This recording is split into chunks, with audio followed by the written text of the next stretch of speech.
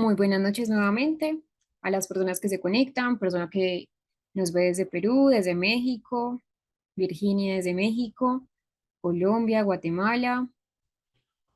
Quisiera confirmar el audio desde Bogotá, Consuelo. ¿Están escuchando bien? ¿Listo? ¿Se escucha? Perfecto. ¿Me ven bien también? Todavía no estoy presentando diapositiva, solamente están viendo pues como mi imagen. Listo. Perfecto. Entonces nuevamente les doy la bienvenida a este diplomado en autismo y otros trastornos infantiles. Créanme que el diplomado ha sido un diplomado de mucho éxito. Principalmente la idea es que ustedes sepan cómo ha sido ese recorrido a lo largo de la historia, cómo han sido esos cambios también epistemológicos que en el autismo se han presentado. Y ahora sí les voy a empezar a compartir la pantalla para que demos inicio al diplomado. Todas las clases quedan grabadas desde principio a fin para que si en algún momento quizás ustedes no puedan estar presentes porque tienen, no sé, alguna diligencia o no pueden estar presentes porque de pronto tienen algo del trabajo, saben que pueden entonces ver las clases en diferido.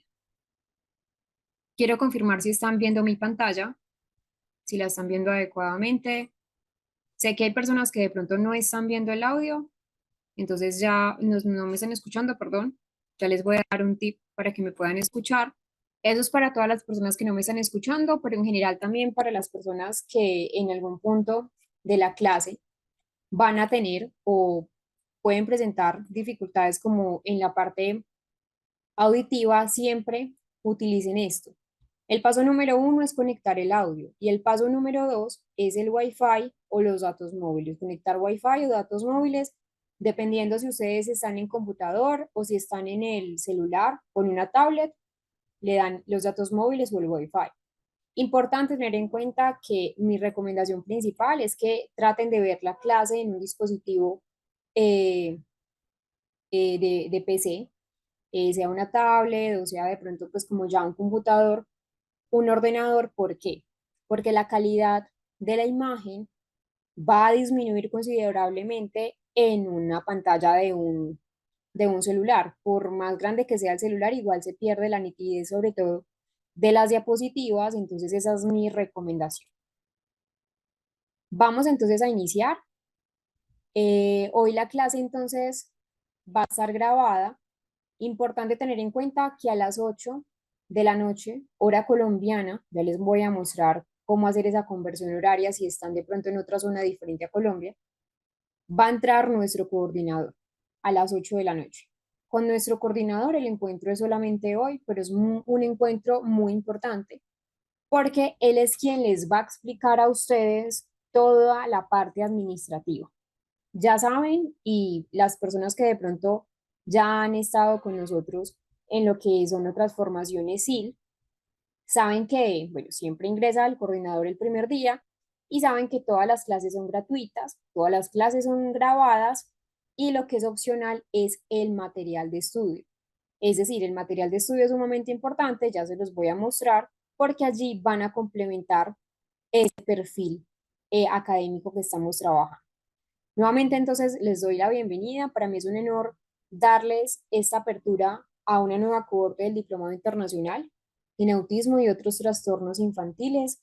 La idea es que ustedes tengan un espacio, ha sido un espacio diseñado con el propósito de que ustedes puedan fortalecer, puedan tener esos conocimientos, esa sensibilidad, ese compromiso también como ustedes como profesionales, y que también acá hay muchos padres de familia o mucha familia en general de personas con trastorno del espectro, también cuidadores, y que la idea es que ustedes tengan conocimiento sobre esas neurodivergencias, no solamente del autismo, sino de otros trastornos infantiles, tanto de otras afecciones a nivel neurológico, que al fin y al cabo van a impactar ese desarrollo en la infancia.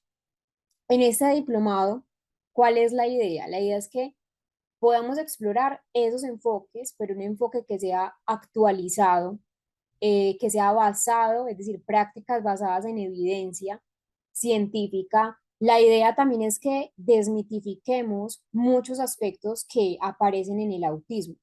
Es decir, sabemos que hoy en día hay mayor conocimiento de lo que es el trastorno del espectro, pero también siguen existiendo muchos mitos alrededor del autismo y eso es lo que no queremos perpetuar. Entonces, la idea es centrarnos en lo que son los aspectos a nivel científico, lo que es más actualizado. Por eso les digo que una estrategia de intervención que sea interdisciplinaria, multidisciplinaria, que nos permita también acompañar con mayor eficacia, con una humanidad. Sobre todo es importante porque no se nos puede olvidar que no estamos trabajando con el diagnóstico, estamos trabajando con personas que tienen el diagnóstico. Entonces es importante la humanidad en niños, en niñas, en adolescentes con autismo, pero también en adultos, porque sabemos que es un trastorno del neurodesarrollo que acompaña a la persona durante toda su vida, durante todo su ciclo vital. Entonces, les agradezco profundamente su participación.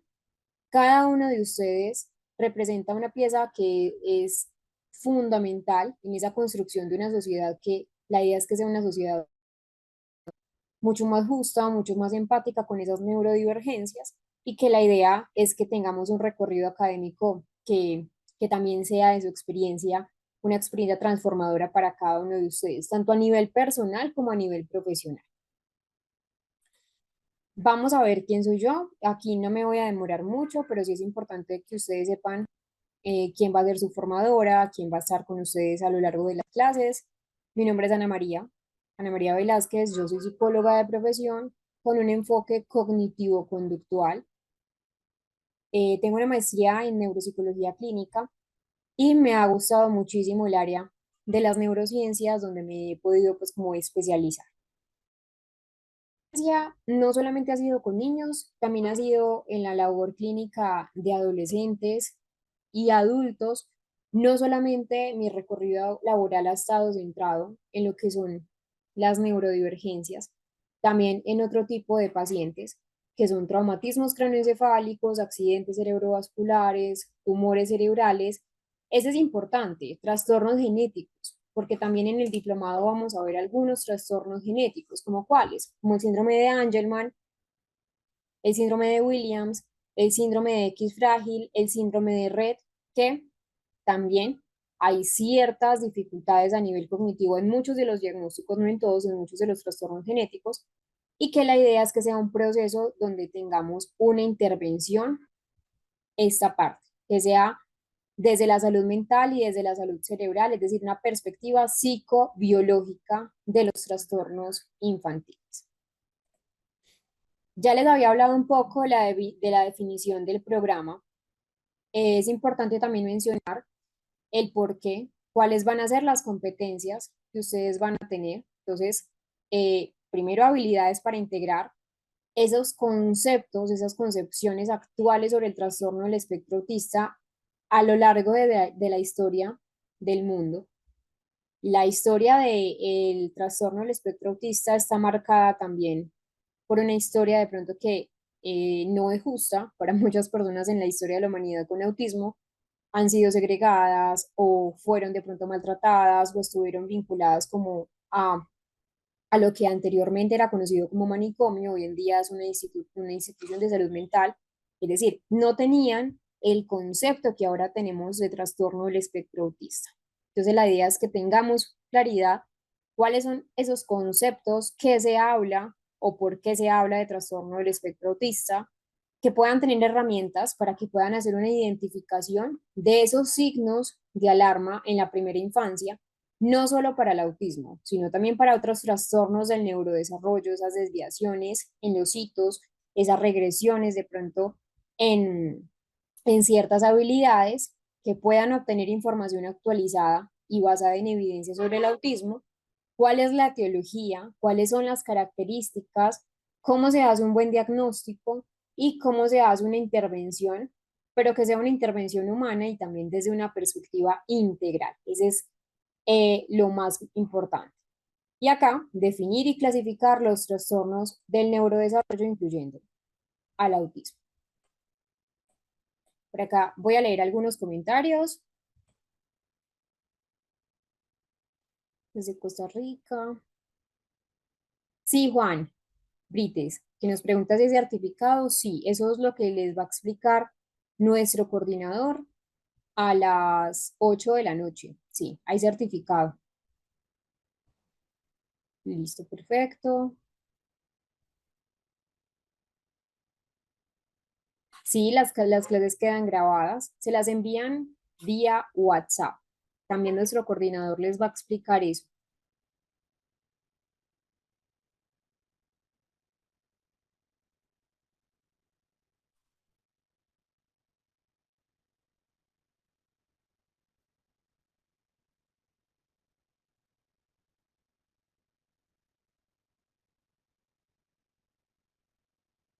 Listo, por acá hay algunas preguntas que em, la idea es que le hagan esas preguntas al coordinador. Igual el coordinador siempre pues lo explica muy bien cómo pueden obtener este material, cómo pueden entonces tener, digamos, esa parte del material opcional. Vamos con el contenido temático. El contenido temático va a ser entonces esa guía que les va a permitir a ustedes saber en qué tema, en qué aspecto vamos. Vamos a trabajar por módulos, es decir, son cuatro módulos teórico-prácticos, teórico-prácticos porque la idea es que veamos también algunos casos clínicos desde el autismo, desde el TDAH o desde trastornos específicos del aprendizaje y vamos a hacer así. Módulo uno, introducción al trastorno del espectro, cada uno de los temas. Módulo 2, neurodesarrollo de adquisición de habilidades en el autismo y otros trastornos infantiles. Entonces, no solamente cómo se adquieren habilidades a nivel del neurodesarrollo neurotípico, sino a nivel general, cuáles serían las desviaciones, cuáles serían los retrasos según esto. Módulo 3, una evaluación y un diagnóstico del trastorno del espectro autista. Es decir, en este tema o en este módulo vamos a trabajar cómo se hace una evaluación diagnóstica, cuáles son los objetivos de intervención, cómo trabajar, por ejemplo, con una persona con autismo grado 1, grado 2 o grado 3. El tema 2 son pruebas de evaluación neuropsicológicas más utilizadas en el trastorno del espectro. Ese tema 2 lo vamos a dividir en dos. Uno, pruebas de cribado, de tamizaje, y dos, pruebas ya de confirmación diagnóstica, como el A22 y el ADR, que son las pruebas más conocidas, más utilizadas para la buena detección del trastorno del espectro. El tema 3 del módulo 3 me parece fundamental y es la familia de las personas con trastorno del espectro autista. Sobre todo nos vamos a centrar mucho en lo que son los padres de familia y lo que son los hermanos de personas con trastorno del espectro. El tema número 4, una intervención multidisciplinar.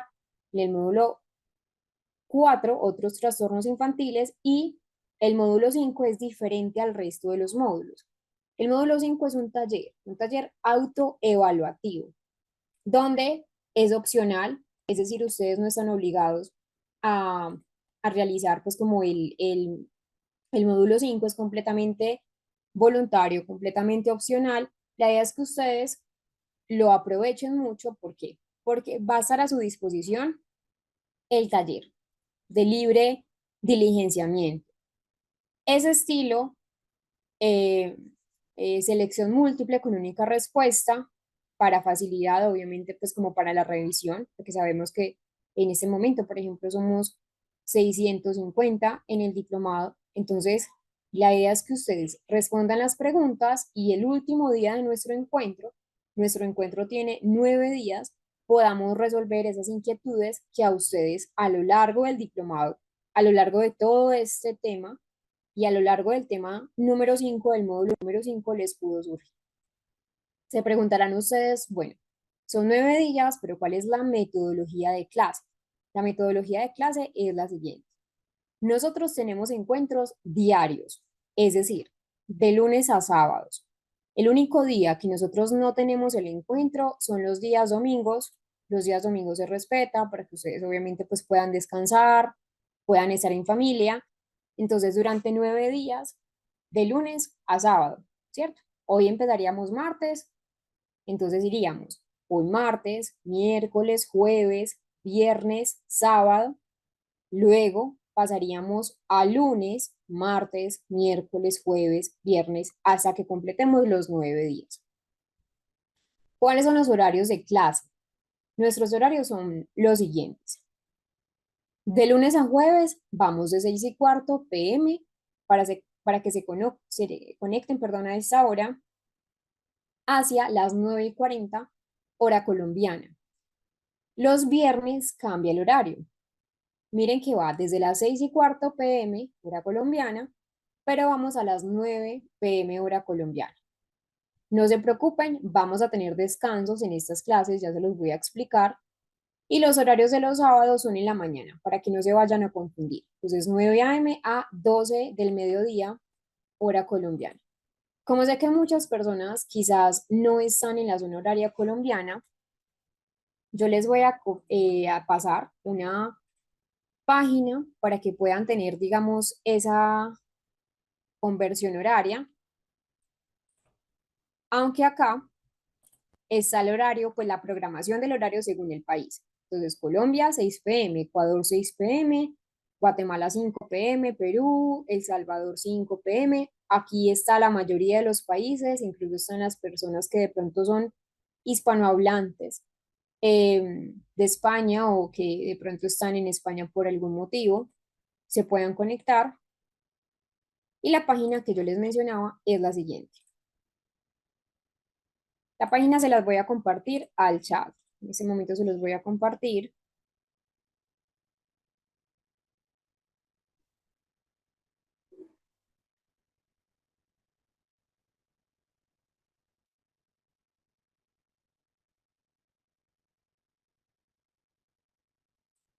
Por acá está. Entonces, esta es la página. Dayani, el curso dura 9 días.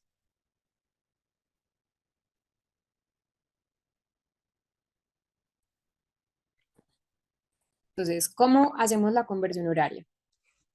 Supongamos que de Colombia y supongamos, no sé, Bélgica. Y acá aparece esa conversión horaria con lo que les mostré. Entonces, esa es la página que yo les mostré. También lo pueden buscar así para las personas que de pronto nos ven en diferido y que no tienen el acceso al chat de Zoom. Esa es la manera para que ustedes lo puedan buscar si en algún momento de pronto no está esta zona horaria. Yo les había mencionado entonces que nosotros tenemos una metodología de clase que es esta, pero que también tenemos descansos. Entonces, los días y horarios de clase son estos. Y nuestros descansos van lunes a jueves a las 8 p.m. Hoy no tenemos el descanso porque entra nuestro coordinador viernes 7:30 p.m., los sábados a las 10:30 p.m., para que lo tengan muy en cuenta. Importante tener en cuenta esto me lo voy a saltar. Lo que sí es esta parte, todo lo relacionado a costos, las clases son gratuitas, lo que sí es el certificado y demás requerimientos que sean del tema más administrativo es con el coordinador.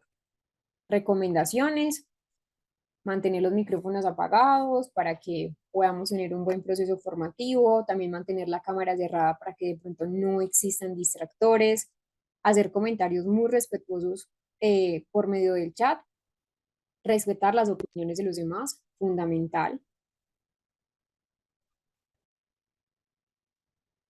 Y esta parte que me parece fundamental es todos los cerebros que toman nota en papel están trabajando para asimilar, resumir, capturar lo esencial de la información. Entonces, una recomendación para que puedan tomar nota en el proceso de aprendizaje. Para un buen aprendizaje, ¿qué se necesita? Una necesidad de que de aprender, de conocer un poco más. Por acá, por ejemplo, en el chat veía que tenían una necesidad de saber un poco más sobre su propio diagnóstico. Veo que acá también hay personas con trastorno del espectro o tienen sobrinos con trastorno del espectro, sea niños o sea adultos, o hijos, por ejemplo, o como también es el caso, me ha tocado de pronto docentes que quizás quieran mejorar su práctica educativa de una manera un poco más inclusiva. Entonces, siempre partimos de una necesidad, de un interés de aprender. Eso siempre nos lleva a la motivación, a la acción sería estar vinculados a clase, tener las lecturas complementarias y posterior tener un buen proceso de aprendizaje. Por acá vamos a ver un video. Antes de esto, quisiera entonces preguntarles, eh, eso siempre lo hago como a preferencia de ustedes como alumnos. Sé que pues a muchos también les distrae o les dispersa lo que es lo que es el chat. Entonces quiero preguntarles cómo prefieren. Igual nosotros siempre vamos a abrir eh, el chat antes de terminar el descanso, después de terminar el descanso y después de terminar la clase.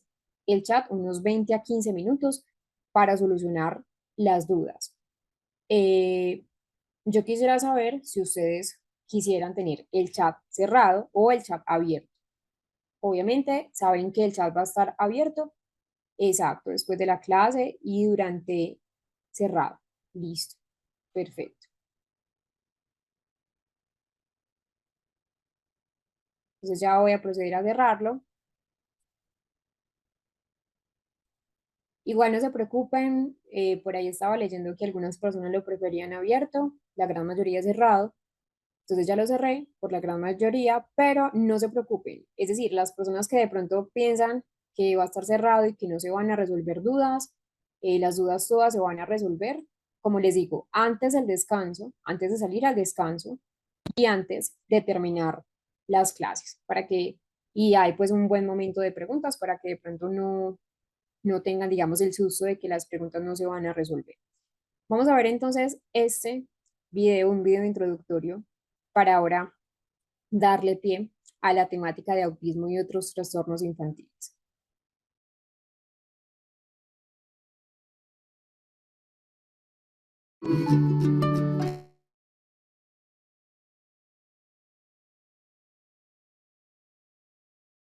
Les voy a mostrar el material de estudio. Es importante entonces conocer el material.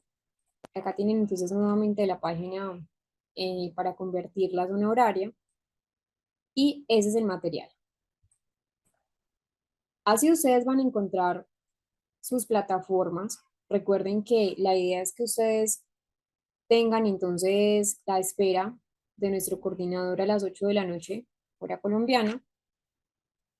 Ya les voy a explicar un poco. Entonces, así es cada una de las carpetas.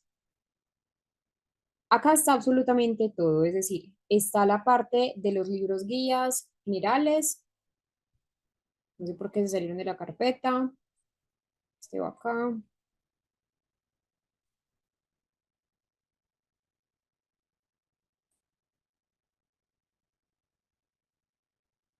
Entonces, en cada uno de los libros guías, que en ese momento estoy guardando en esta carpeta, van a encontrar varias cartillas, libros también sobre el diagnóstico de trastorno del espectro.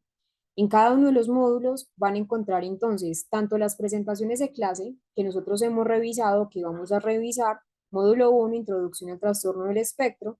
Cada módulo está nombrado como ya lo hemos visto o como lo vimos al inicio de la clase en la introducción. Entonces, módulo 1, tema 2 y tema 3. En cada uno de los temas, si yo abro, por ejemplo, el tema 1, están las lecturas de cada tema, de cada módulo, la presentación de la lectura, pues una lectura fácil, es decir, de cada presentación que se muestra, y los videos que se presentan en clase.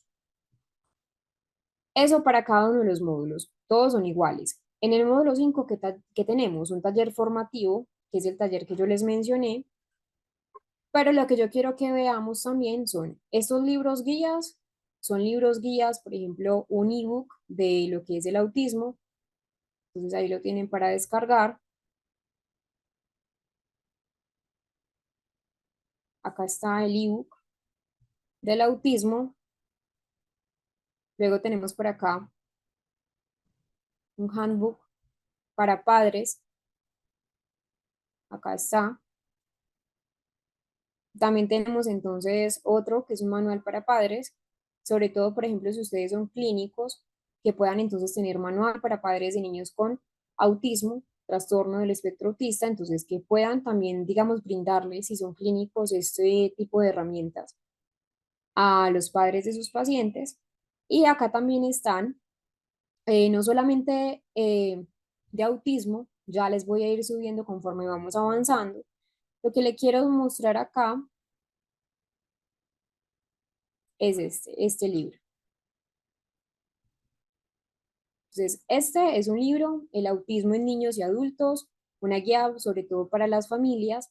Como les menciono, entonces yo se les voy a ir subiendo cada tanto libros y guías diagnósticas conforme vamos avanzando en la temática.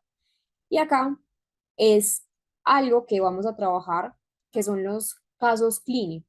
Por ejemplo, si me meto acá, es un informe neuropsicológico de un programa intensivo que se realizó de 24 sesiones centrado en las funciones ejecutivas de un niño con trastorno del espectro, acá en la ciudad de Medellín. Era un nivel de autismo grado 1, acá está todo, es un poco largo, tiene 22 hojas, acá está entonces toda la historia médica, vamos a bajar y acá está la parte de la prueba, la instrucción que se le dio, bajamos, la idea es que ustedes entonces también tengan acceso a esto. Acá está, por ejemplo, la evaluación de seguimiento, la idea es que se haga una evaluación de seguimiento post-intervención, la discusión del caso clínico, las conclusiones, para que lo puedan entonces leer. Ese es uno de los casos clínicos que vamos a trabajar. Luego tenemos otro, un informe neuropsicológico.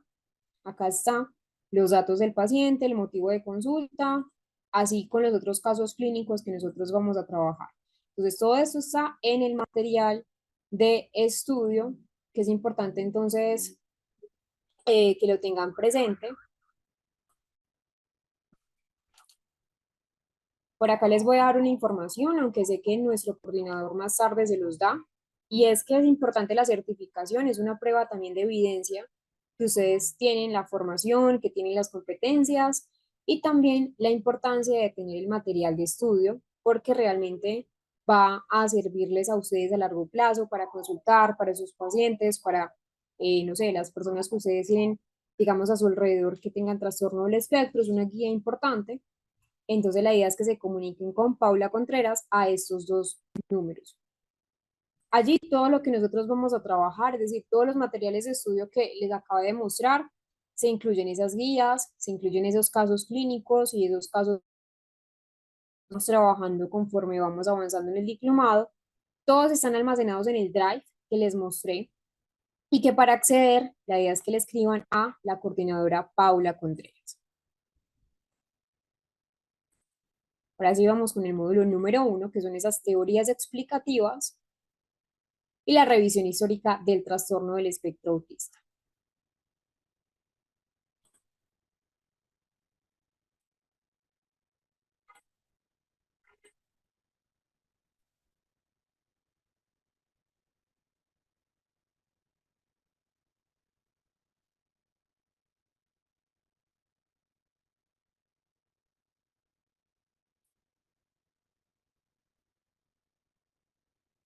Esta frase es muy importante.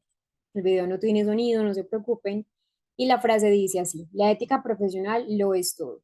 No solamente para los profesionales del área de la salud, eso es muy importante, sino para todas las áreas. Dice lo siguiente: conozca todas las teorías, domine todas las técnicas, pero al tocar un alma humana, sea apenas otra alma humana. No podemos olvidar que también estamos trabajando con personas, no con diagnósticos. Y esta frase, la neurociencia es, por mucho, la rama más excitante de la ciencia, porque el cerebro es el objeto más fascinante del universo. Cada cerebro humano es diferente. El cerebro hace a cada ser humano único y define quién es. También creo que esta frase nos ilustra mucho en esa lucha que hoy en día existe por saber cuál es el funcionamiento cerebral correcto. Y esta frase lo resume: no hay una forma única, no hay una forma correcta de pensar, no hay una forma correcta de percibir el mundo. Así las personas sean neurotípicas, tienen diferencias en su funcionamiento. Cuando hablamos de neurotipicidad, hablamos del ámbito estadístico. y lo estadístico no necesariamente es lo correcto. A que pronuncie de un cerebro neurotípico o un cerebro, digamos, normal, entre comillas, yo me refiero a un cerebro que está dentro de la media poblacional. Es decir, que la mayoría de las personas lo tienen, pero que el hecho de que sean neurotípicos no es que tengan la forma correcta de funcionar. Eso es lo que nosotros en esa parte de las neurodivergencias siempre hemos querido trabajar, que no hay una forma correcta, no hay una forma única de ver, de pensar el mundo. Vamos ahora sí con ese módulo número 1 y es una introducción al trastorno del espectro autista. Y creo que para inaugurar ese módulo número 1 vamos a ver un corto que la verdad es un corto muy bonito, es un cortometraje francés. Van a ver acá abajo la traducción para que estén entonces muy al tanto de la traducción, para que vean el video y la imagen abajo. Recuerden que una recomendación que yo les di es que vieran la clase quizás en un computador si tienen la posibilidad antes de pronto de verlo en un celular o en una tableta electrónica también lo pueden ver. ¿Por qué? Porque realmente la calidad de la imagen cambia cuando estamos en un computador. Entonces vamos a ver este cortometraje, esa es la descripción del módulo, para qué es. Vamos entonces a iniciar con este cortometraje para hacer una reflexión y allí entrar al tema número 1.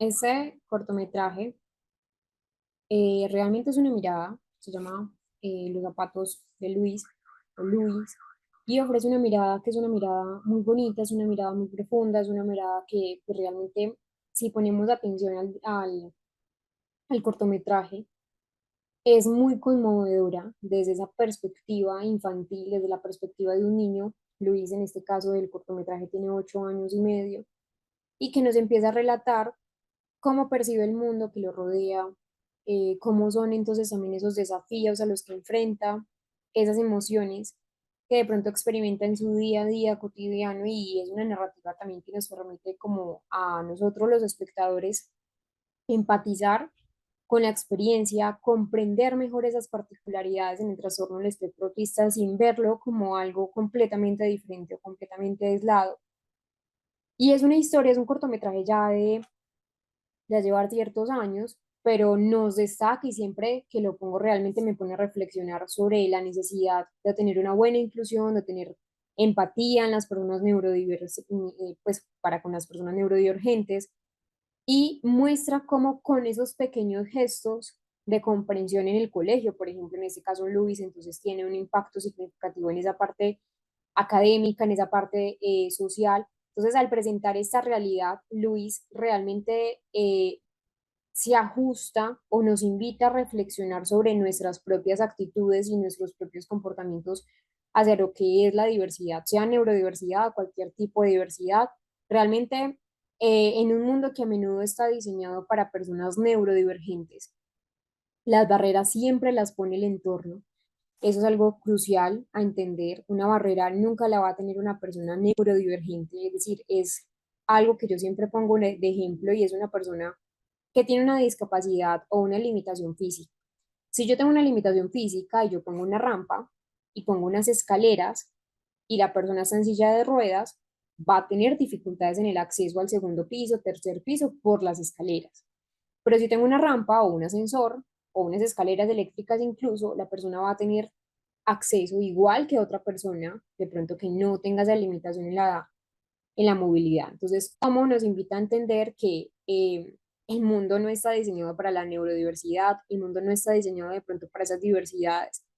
Entonces, esos zapatos de Luis, el cortometraje, nos invita a reflexionar sobre la necesidad de tener espacios inclusivos, de tener espacios comprensivos, y que nos enseña también a ponernos en los zapatos. Es decir, es una analogía de los zapatos, ponernos en los zapatos, pues la empatía tiene este concepto, pero realmente la empatía va más allá de solo ponernos en los zapatos del otro, y cómo podemos derribar esas barreras, barreras educativas, barreras contextuales, barreras culturales que tenemos en la sociedad. Ahora sí vamos a empezar con este tema número 1, teorías explicativas y breve revisión histórica sobre el trastorno del espectro. Esta frase es indispensable y es la siguiente. Habla sobre historia. A veces no se puede avanzar sin saber previamente el camino que hemos recorrido, ni qué nos ha llevado hasta acá. Por eso es importante conocer el pasado para entender también hacia dónde vamos. La historia del autismo es fundamental. ¿Por qué fundamental? A lo largo del tiempo, como les dije al principio de nuestro diplomado, al principio de la clase del día de hoy, hemos pasado por diferentes miradas de lo que es el trastorno del espectro. Los han vinculado con la esquizofrenia, hoy en día no se vincula con la esquizofrenia, no tiene nada que ver. Los han vinculado de pronto con otro tipo de pacientes diferentes o pacientes ya del entorno psiquiátrico, o incluso vamos a ver cómo incluso en esa parte de lo que es el ámbito de la educación ha cambiado. Entonces, el autismo como tal fue reconocido en 1980 por el Manual Diagnóstico y Estadístico de los Trastornos Mentales como ya un diagnóstico como tal, ¿cierto? Apenas en 1980, es decir, pasamos de mucho tiempo pues atrás hasta 1980 para que sea reconocido. Antes era confundido con otro tipo de diagnósticos, pero no fue sino hasta el año 2013 con esta Biblia que ustedes pueden ver acá, que es el DSM-5, el Manual Diagnóstico y Estadístico de los Trastornos Mentales. Actualmente estamos acá, DSM-5-TR, donde ya pasa de clasificarse en 5 subgrupos para clasificarse en un solo grupo, que es el trastorno del espectro autista. Entonces ya no se habla de Asperger, se habla de Asperger en el CIE-10, en el CIE-11 ya tampoco se habla de Asperger, que es otro manual para la clasificación diagnóstica, pero de la Organización Mundial. Y acá hablamos ya que desaparece el término Asperger, desaparece el término Red, desaparece el término trastorno desintegrativo infantil para integrarse, muchos de ellos, no todos, por ejemplo, el síndrome de Red no pasa a la integración del 2013, como lo que es la clasificación diagnóstica actual, que es el trastorno del espectro autista. Hablemos un poco de historia. ¿Por qué la historia del autismo y la historia de la humanidad es tan importante en esa percepción del diagnóstico? Es decir, acá tenemos que en 1980 apenas el autismo estaba siendo reconocido, apenas estaba siendo nombrado. ¿Y por qué es importante en la historia de la humanidad? Porque resulta que la historia del autismo es fundamental porque nos permite comprender cómo ha cambiado esa percepción a lo largo del mundo, cómo ese diagnóstico se ha tergiversado también, cómo ha evolucionado esos tratamientos a lo largo de los tiempos. Si nos remontamos, por ejemplo, hace muchísimos años, y cuando les estoy hablando muchísimos años, las personas con autismo eran recluidas en un instituto de salud mental que en ese entonces era llamado manicomio, hoy en día se llama institución de salud mental o hospital de salud mental, y pues muchas personas con autismo sufrieron, muchas personas con autismo incluso fueron torturadas. Entonces, claro, algunos puntos clave de conocer la historia en el autismo incluye primero una evolución de lo que es el diagnóstico, es decir, lo que antes se conocía y lo que hoy en día no es el diagnóstico.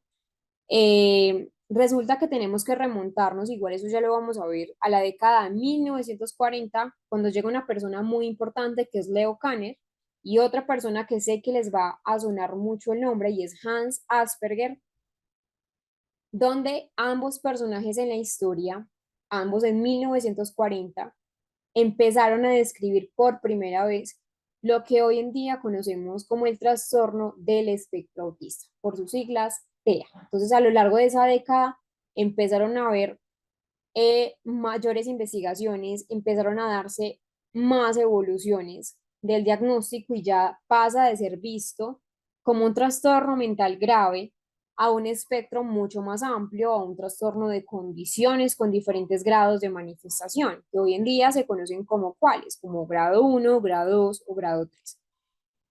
Y también hay un cambio importante y es esa percepción social, esa percepción histórica que ha cambiado también el nombre del autismo, es decir, históricamente las personas con autismo fueron malinterpretadas, fueron personas excluidas en algunas culturas, en algunas épocas incluso las consideraban extrañas, las aislaban de la sociedad, porque de pronto tenían las conductas que hoy conocemos, que son conductas rígidas, conductas repetitivas, para ellos eran conductas que eran inusuales y no se conocían esas diferencias neurobiológicas, neurofuncionales subyacentes. Entonces, con el tiempo, afortunadamente, hemos ido conciencia, nos falta mucho más, pero también se ha podido trabajar en cambiar esa percepción. Y acá tenemos esta otra pregunta.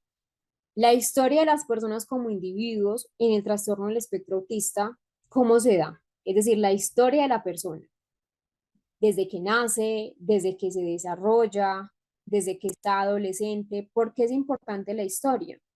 Primero, es importante porque en el autismo, si queremos hacer un buen diagnóstico, nos ayuda a tener una mejor percepción, perdón, de lo que es la evolución. Cuando hablamos de una historia, por ejemplo, del neurodesarrollo, hablamos de una historia en el contexto social, en el contexto sociofamiliar, cuáles han sido, cuáles tienen las comorbilidades, si hay patrones hereditarios o no, cómo es la evolución del progreso. Entonces, empieza a identificar esos patrones desde la etapa temprana de la vida de una persona, lo cual es clave para un diagnóstico preciso. ¿Por qué les digo que es importante la historia? Porque pasa también, y eso es un neuromito que vamos a conocer, que muchas personas dicen, no, desde el neurodesarrollo de pronto no tuvo autismo, sino que empezó a desarrollar autismo desde que tuvo 20 años. Eso no es autismo.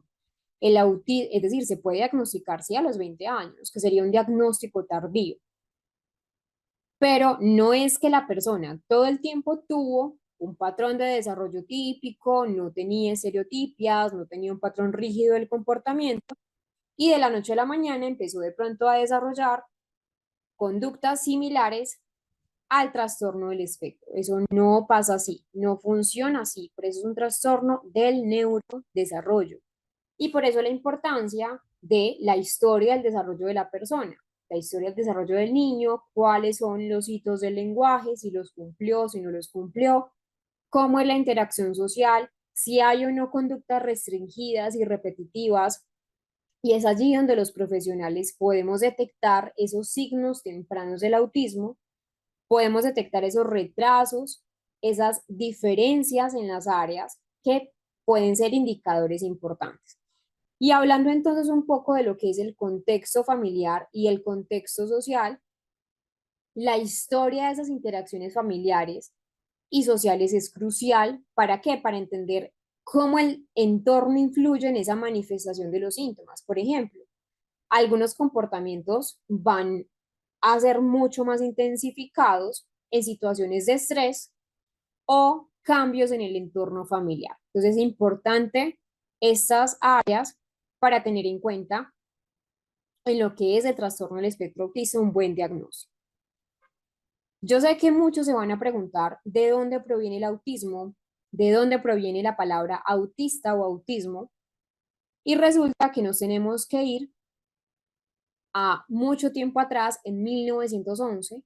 El término autismo se deriva de la palabra griega autos, que significa sí mismo o en sí mismo. Entonces el término autismo proviene del griego uno mismo y empieza a ser utilizada por primera vez por allá en el siglo XX. En 1911, para ser exactos, con Eugene Bleuler. Eugene es suizo, es un suizo, o fue un psiquiatra suizo, ya obviamente pues falleció, y empezó a utilizar el término por primera vez. Y lo empezó a utilizar en el siglo XX para describir ese fenómeno de desconexión del mundo exterior que la persona parecía estar. Es decir, él decía, bueno, hay personas que parecen estar como ensimismadas, hay personas que parecen estar encerradas en sí misma. De ahí vino el término. Importante tener en cuenta que si analizamos de pronto desde la parte ética el término, también caemos en ese juego de lo que es la exclusión. ¿Por qué? Porque el mundo del autismo no es un mundo aparte. Entonces, desde allí de pronto también viene una exclusión, pero ya, el término está. Entonces, Eugene empieza a utilizar este término porque quería describir unos síntomas muy parecidos a los que parecían en la esquizofrenia. Desde ahí viene, digamos, esa tergiversación. Entonces, se refería a una tendencia a retirarse del contacto social, a vivir en un mundo interno de fantasía. Recuerden en la época 1911, por eso la idea para saber que no se puede volver a repetir. Hoy en día todavía hay personas que preguntan si el autismo y la esquizofrenia es lo mismo. La respuesta ya sabemos que no, que viene de pronto de esa historia de 1911. Luego ya más adelante viene una persona fundamental. Acá me estoy adelantando un poco a la historia, pero creo que es importante mencionárselos ya para clarificar.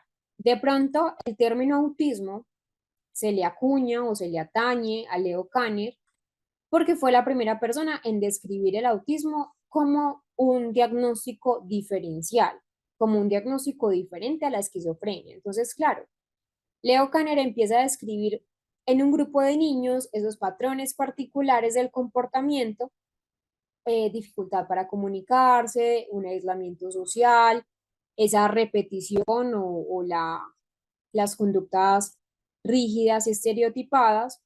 Entonces, con el tiempo, el autismo se fue redefiniendo, el autismo se fue dando forma, ya no como uno mismo, ya no como un mundo aparte, que era en 1911, sino como un trastorno del espectro que es más amplio y que abarca pues más presentaciones clínicas.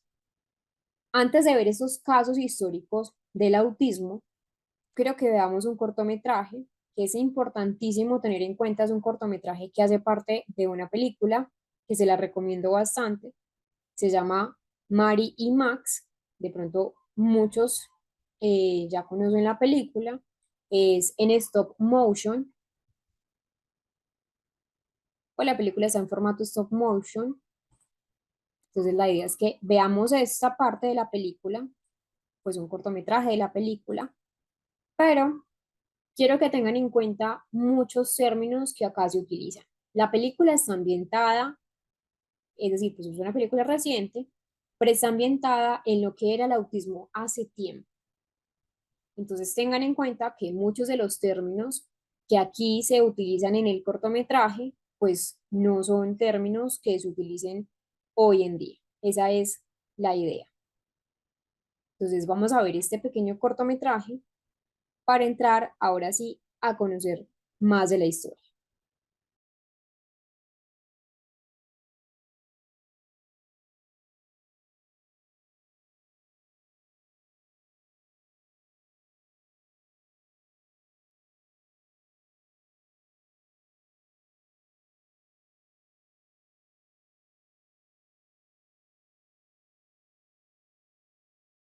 En la historia de la humanidad hemos tenido muchos casos vinculados al trastorno del espectro autista. Quizás antes de Leo Kanner era difícil dar un buen diagnóstico, pero en general el autismo siempre ha estado. Como patología fue escrito por Leo Kanner, eso ya lo tenemos en cuenta, pero igual las investigaciones históricas han mostrado que a lo largo del tiempo hay muchas personas en la historia de la humanidad con un diagnóstico de autismo. La primera persona documentada sin el diagnóstico de autismo, es decir, sin ser nombrada o mencionada desde el autismo, pero sí que tenía muchos rasgos relacionados con el trastorno del espectro autista, fue Hugh Blair. Él empieza a ser una persona que en 1947, su hermano empieza a querer anular su matrimonio porque tenía unos rasgos que de pronto para la época, 1747, no eran rasgos típicos, eran rasgos diferentes y sabemos que lo diferente siempre ha sido sancionado incorrectamente. Entonces, el hermano solicita la anulación del matrimonio de Hawk Blair para poder obtener la herencia, porque él alegaba, el hermano alegaba, el hermano de Hawk Blair, que tenía unos rasgos muy diferentes a los rasgos de pronto típicos, sin nombrar del todo trastorno del espectro autista, pero hoy en día, si analizamos el caso, entendemos que era trastorno del espectro. Tenemos a una persona importantísima en la historia de la humanidad y creo que también em, las personas que de pronto estuvieron conmigo también en el diplomado o en la formación internacional de lo que era la terapia cognitivo-conductual, también hablábamos del niño salvaje de Aveyron. Resulta que Víctor empieza a ser un niño en una comunidad francesa, que es la comunidad de Aveyron, que fue criado por bestias, fue criado en medio de pronto de la selva, en medio del bosque, en medio de, obviamente, de un entorno muy salvaje, un entorno diferente al entorno que estaba en la época de 1798, perdón, cuando el niño fue rescatado. El niño no hablaba, el niño, digamos que estuvo expuesto a ciertas modificaciones conductuales muy populares de la época. Actualmente son conocidas como la instigación, la atenuación, que son relacionadas con la terapia cognitivo-conductual, pero siguen habiendo de pronto como muchas dudas sobre la persona, que es el niño salvaje de Aveyron, si era un niño con autismo o no. Luego tenemos en 1877 un médico británico que fue John Down. Creo que a muchos les suena también el nombre, principalmente porque él habla sobre la trisomía 21, lo que es conocido coloquialmente como síndrome de Down, donde empieza también a incluir terminología de lo que es el trastorno del espectro autista. Esta es la película que se la recomiendo mucho. Yo les dejo la película, el enlace del Niño Salvaje de Aveyron, es de 1970, en el enlace del material de estudio, en el material opcional. Eh, yo me la vi por primera vez hace ya algún tiempo en YouTube, pero desafortunadamente de pronto por derechos de autor o por otros componentes la quitaron de allí. Ya está en una plataforma, yo se las descargué y se las monté al material de estudio, Víctor, así lo llamaron, pero la película se llama El Pequeño Salvaje. Es una película en blanco y negro, francesa, pero tiene subtítulos al español. En otros momentos de la historia, llegamos a 1906, con un psiquiatra italiano que fue Santé.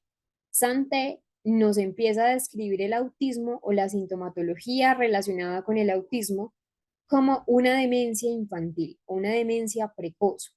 Desde allí fue que se empezó a tergiversar un poco más lo que era el trastorno del espectro autista, y vamos a ver la definición que nos daba Santé. Si nosotros analizamos esta definición de una manera de pronto más a la época, recuerdan igual, miren la época 1906, han pasado muchos años, muchísimos años, desde esa época a la época actual. Si lo analizamos, nos damos cuenta que muchas de sus descripciones son hoy en día lo que podemos considerar como trastorno del espectro. Veamos las siguientes.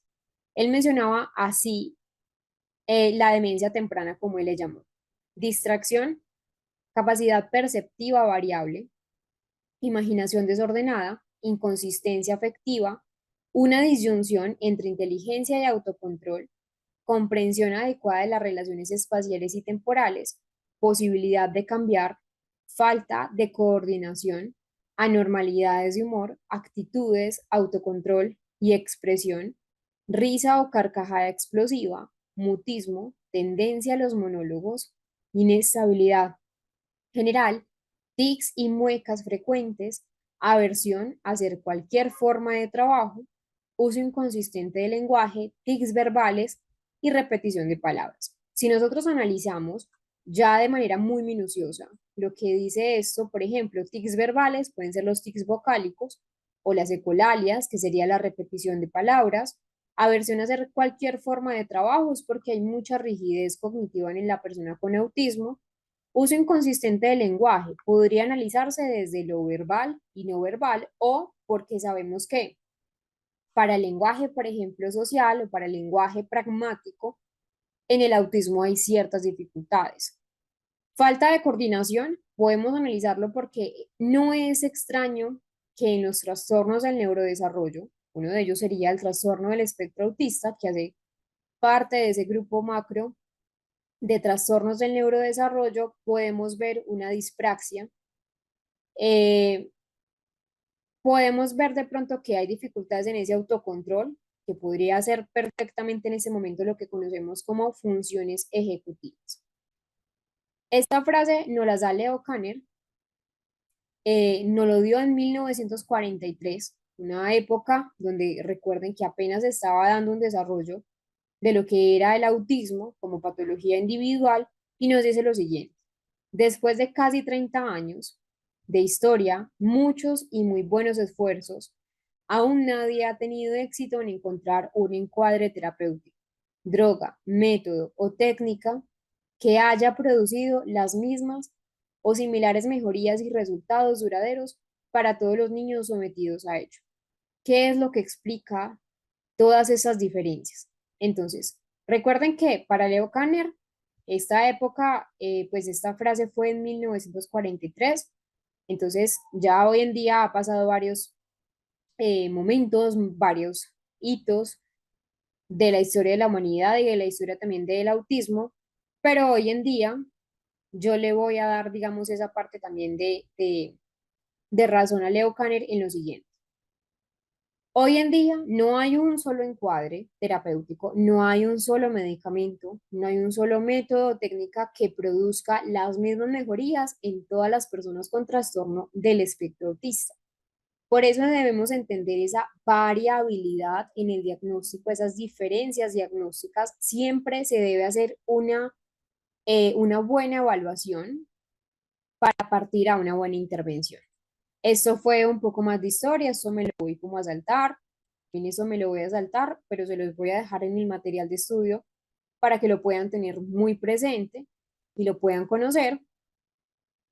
Acá tenemos a Eugene Bleuler en 1911, que en un inicio consideró el trastorno del espectro autista con una etiqueta diagnóstica sumamente errónea y es relacionado con lo que eran las esquizofrenias infantiles. Entonces, empieza a utilizar el término autista como un pensamiento autista para describir un síntoma esquizofrénico.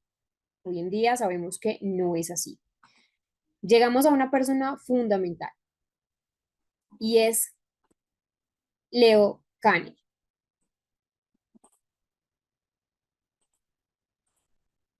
Leo Kanner a lo largo de la época, de las épocas, nos dio un avance significativo de lo que era el trastorno del espectro autista, conocer lo que era el trastorno del espectro, pues para la época él no lo llamaba trastorno del espectro autista, pero sí empieza a darle una entidad diagnóstica individual a lo que era el autismo.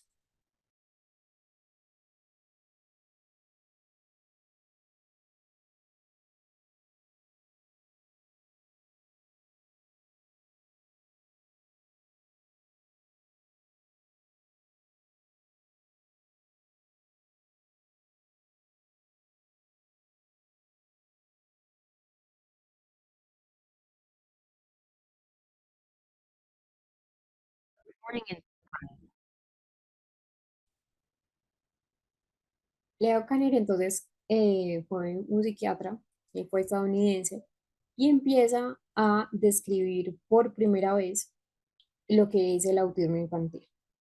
Recuerden entonces que antes de él teníamos entonces a Eugene Bleuler, que empieza entonces a hablar de lo que era el autismo, pero un autismo muy diferente a lo que Leo Kanner entonces nos propone. Él empieza entonces a dar una entidad diferenciada. Empieza a publicar en 1943 lo que él consideraba entonces una partida a formar del estudio moderno del autismo.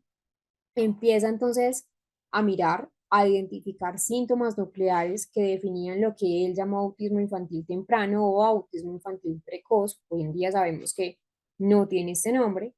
Y empieza a decir que había características de aislamiento social extremo desde el principio de la vida, es decir, los niños que él empieza a describir, que en total son 11 niños, parecían estar, entre comillas, encerrados en sí mismos, como si vivieran, entre comillas nuevamente, en su propio mundo, y que también los 11 niños que empieza a describir tenían un deseo obsesivo por lo que era una necesidad extrema, por esas rutinas rígidas, por esas rutinas que eran siempre iguales, que cuando no pasaba algo como los niños querían que pasara, cuando no pasaba exactamente igual, le generaba mucha ansiedad. También empieza a mencionar que había alteraciones en el lenguaje, que los niños a veces o hablaban poco, muchos no hablaban, y a muchos tenían pues como ecolalias, que hoy en día sabemos que es la repetición de palabras. Es importante entender que Leo Kanner empieza a diferenciar el autismo de lo que es en esa época el retraso mental. Hoy en día es llamado discapacidad intelectual, no retraso mental, y lo diferencia también de la psicosis. Recuerden que antes, ante él lo empezaba a hablar o lo empezaba a mencionar como una psicosis, tampoco lo vincula con esquizofrenia, lo separa afortunadamente, y pues que eran diagnósticos también muy comunes en la época, pero que Kanner empieza a decir que no había nada de parecido en el autismo y la esquizofrenia, ni nada de autismo en la psicosis, y que empieza a distinguir el autismo eh, pues con síntomas que podrían ser incluso congénitos o precoces. Entonces es importante entender que Kanner nos dejó un legado. Su trabajo también permite distinguir lo que es el autismo de otras condiciones psiquiátricas que hoy en día pues lo tenemos muy presente. De hecho, él empieza a hablar del primer caso documentado de autismo. Ya hablamos de Hawk Blair, que recuerden que Hawk Blair era una persona que tenía pues como una relación y su hermano hizo separar pues como este vínculo marital, pero realmente acá sí tenemos el primer caso documentado que se remonta a 1943. Leo Kanner publica el artículo donde habla entonces de 11 niños que les estaba comentando, pero específicamente habla del caso de Donald Triplett. Donald ya falleció, murió a los 89 años en el 2023, pero fue la primera persona diagnosticada con trastorno del espectro autista. Entonces, acá Kanner lo empieza a describir, empieza a llamarlo caso uno. Nació en 1933 en Estados Unidos y mostraba ciertos rasgos que hoy en día conocemos como trastorno del espectro. Entonces hablaba de un aislamiento social desde muy temprana edad, hablaba del rechazo al contacto físico, hablaba del lenguaje repetitivo y era un niño no verbal al principio. Tenía entonces intereses restringidos, los números y las letras, y una memoria muy buena. Entonces fue diagnosticado inicialmente con esquizofrenia infantil. Entonces, claro, eso era un error, pero fue uno de los 11 niños que Leo Kanner empieza a trabajar con ellos y empezó a ver que hay un patrón distinto en su comportamiento y le dio el diagnóstico de trastorno del espectro autista. Luego tenemos a Hans Asperger, un año después, 1944. Lo que él hace entonces fue describir a 4 niños con sintomatologías muy similares.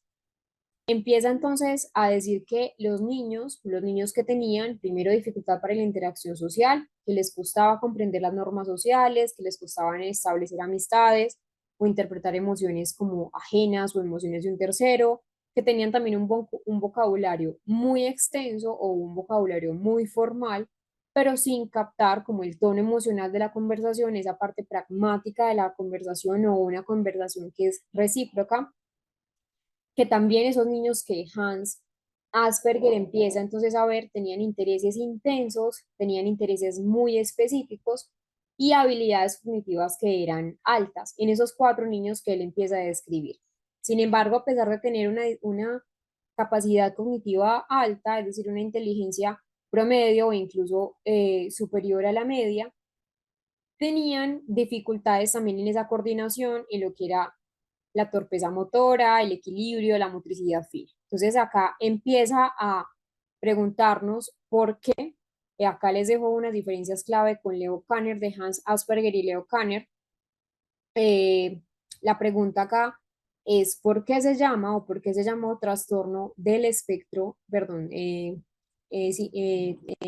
síndrome de Asperger? Y es que el síndrome de Asperger, el término, fue adaptado no por Hans Asperger como tal, es decir, él describe los niños, les da esas características, pero ya Lorna Wing en la década de los 80 empieza a descubrir el trabajo de Hans y empieza a popularizarlo, y ya ahí es donde empieza a aparecer el síndrome de Asperger, que desde 1994 aparece en los manuales diagnósticos, pero ya, como sabemos, en el 2023, perdón, en el 2013 desaparece como una categoría separada y actualmente se incluye dentro del espectro del autismo. Diferencias entonces clave: el lenguaje. Acá en Leo Kanner los niños que describió era ausente o limitado. Hans Asperger presente aunque literal o muy formal. La cognición en Leo Kanner que describió a veces deteriorada, usualmente normal o superior en Asperger. Edad de inicio antes de los 3, reconocible en etapa escolar. Intereses rígidos, y en Hans Asperger muy específicos e intensos.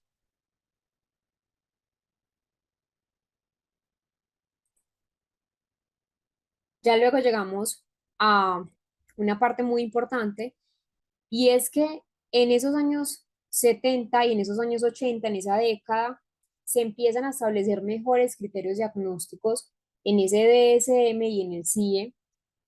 Ya se contaban con mayores datos científicos, ya habían datos más empíricos en esas investigaciones a nivel neurobiológico.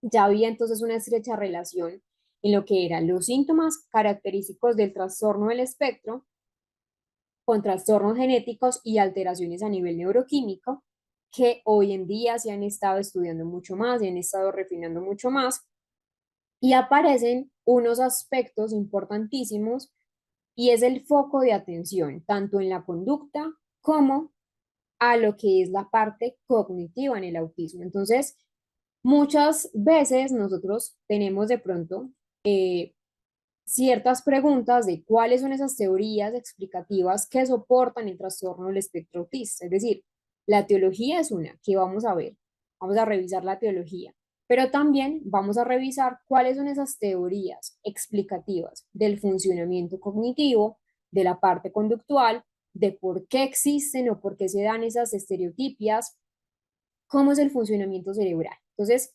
aparecen dos corrientes fundamentales. La primera corriente es una corriente sociocognitiva, y la segunda corriente es una corriente neurocognitiva. Esas dos corrientes van a estar correlacionadas en esa explicación clínica de lo que es el diagnóstico de autismo.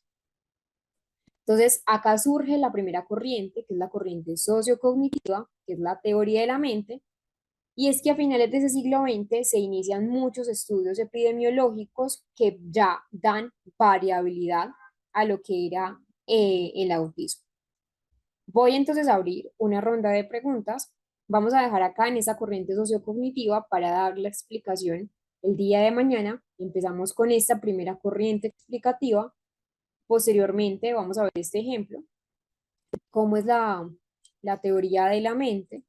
Vamos a ver acá a Simon Baron Cohen, una persona muy importante en lo que es ya la teoría de la mente, el resumen de las limitaciones en comprender la mente ajena, y hasta qué punto, que era una pregunta que me hizo una vez un estudiante que la verdad me parece fundamental darla, y es la siguiente: ¿hasta qué punto puede dominar una teoría de la mente un niño con autismo, para ya pasar a lo que es la teoría de la mente, la cognición social, entender importante esa parte de lo que es la neurobiología en el autismo, y las otras corrientes, que por acá vamos a ver una, que es la corriente neurocognitiva de la teoría de la disfunción ejecutiva.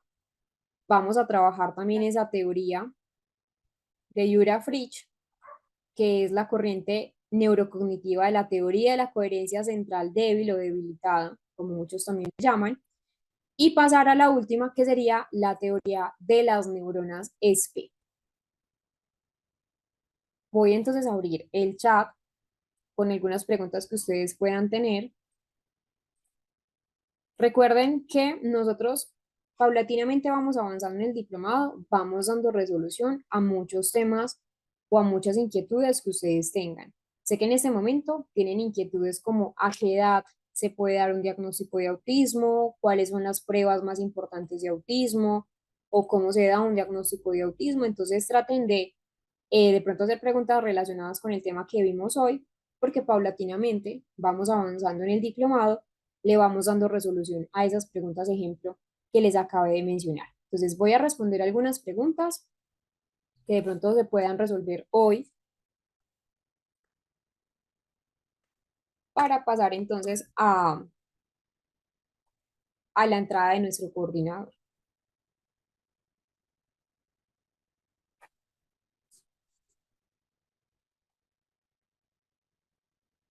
No, en el trastorno de Asperger no siempre hay un coeficiente intelectual alto.